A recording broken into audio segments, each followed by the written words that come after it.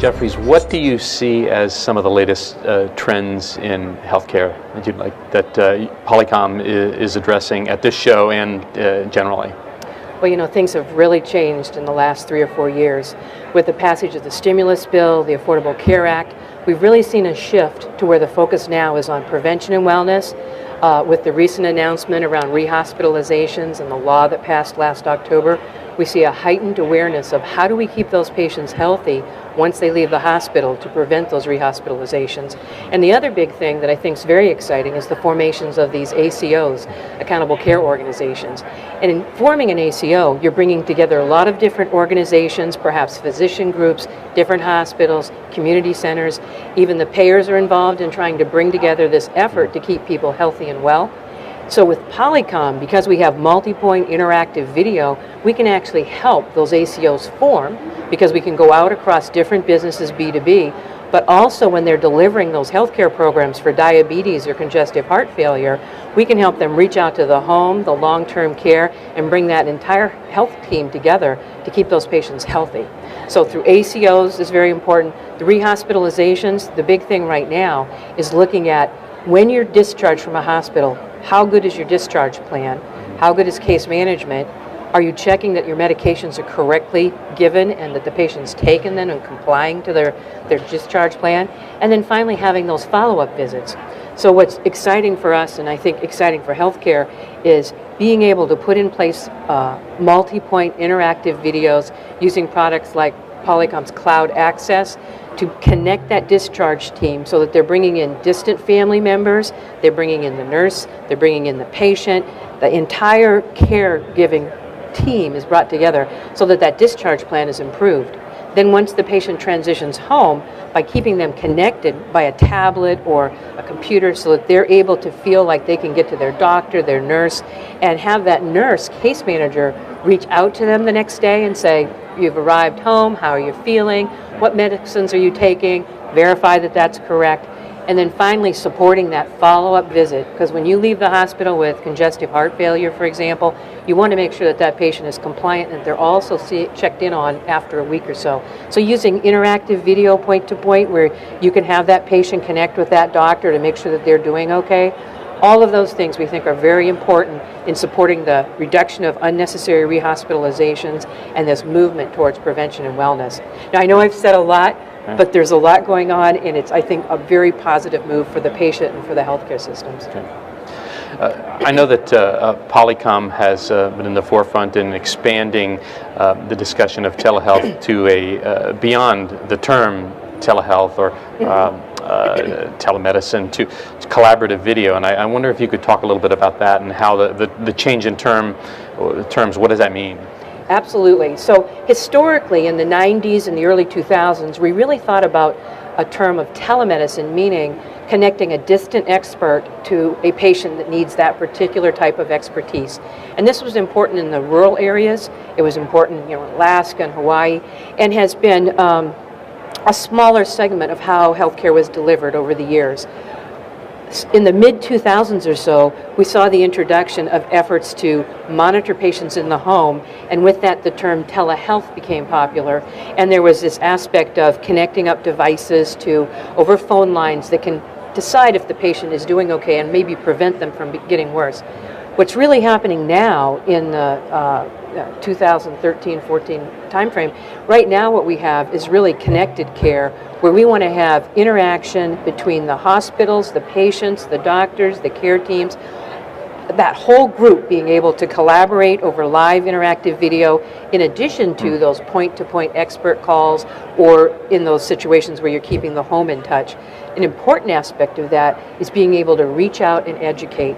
So in the past, similarly in the past, the term distance learning had to do with doctors being educated, and we see the trend now moving toward educating the public. How do you help those people with diabetes? How do you help those people with heart failure? How do you help them with COPD? And today, with Polycom having cloud access, you can reach tens of thousands of people because it enables you to bring in people that are on Google, Facebook, Skype, you name it, type of video conferencing into a safe, secure encrypted fashion so that they can all communicate for preventive and wellness programs. So that patient education now starts to dominate, in addition to still maintaining, CMEs for physicians.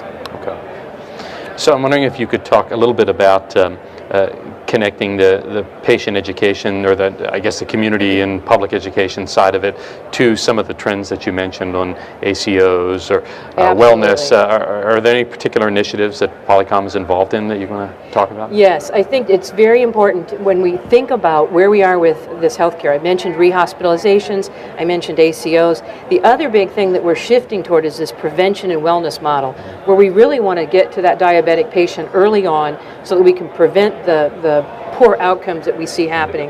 And we want to be able to do that education through live and stored and recorded information that can reach out to these populations. In the ACOs, they're required to have at least 5,000 of a particular disease state that they're focusing on.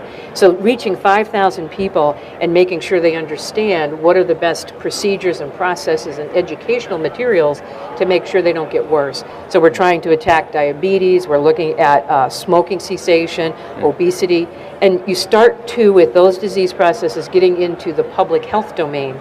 Right? So it's very important now to be able to connect the public health departments with the hospitals, with the ACOs, with the insurance companies that are trying to make sure that their patients, in essence, stay well and avoid those expensive surgeries.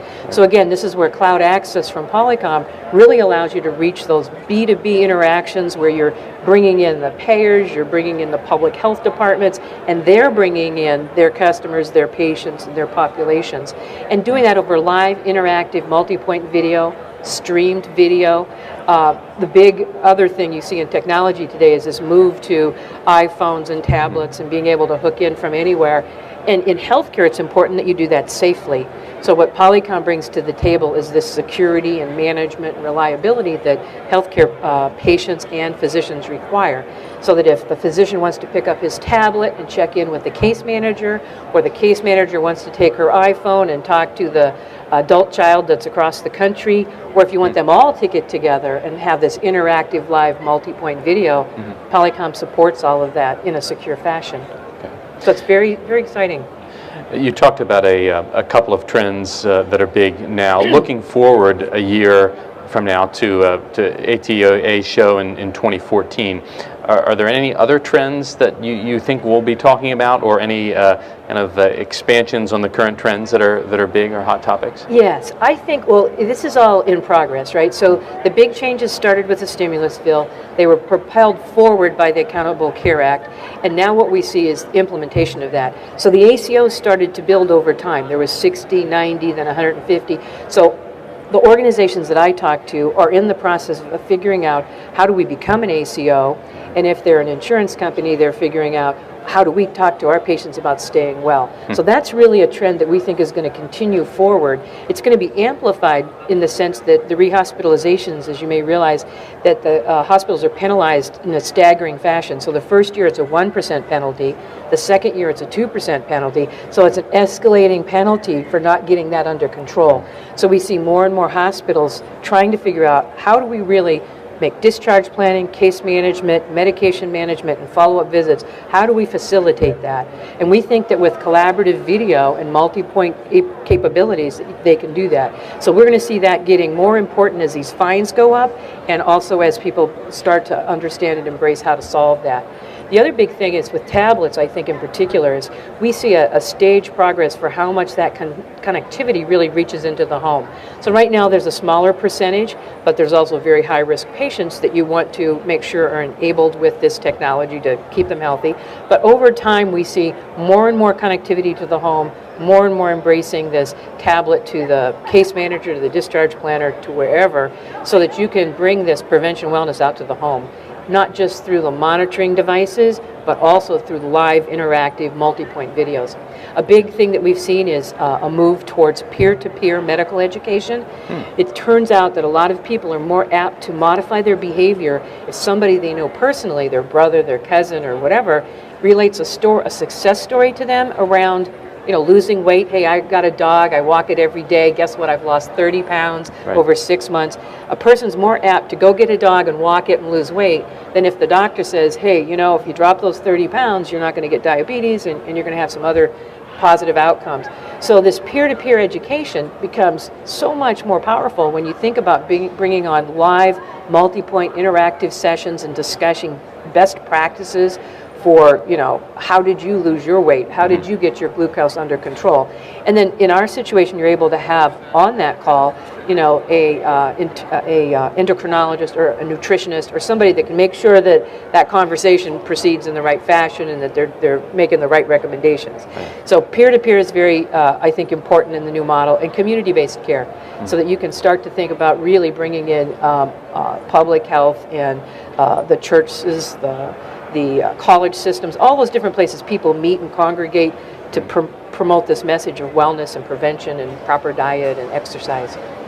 It's really kind of an expansive definition of healthcare, taking it out of the physician's office. And, Absolutely. Right. That's exactly what's happening. We're doing patient-centered care, right? So patient-centered care, a lot of that you hear around that has to do with the electronic health record, which is so important to share that data and that information. But another very important aspect is to have that patient feel connected, that they're not isolated when they leave that hospital, they're not at home by themselves trying to figure out if they're okay, that they feel connected because they can see that nurse, they can see that doctor, and they can see their family members that are worried for them. So it takes that patient-centered model and makes that center stage. Well, thanks very much. It's been a real pleasure. Thank you very much. Thanks.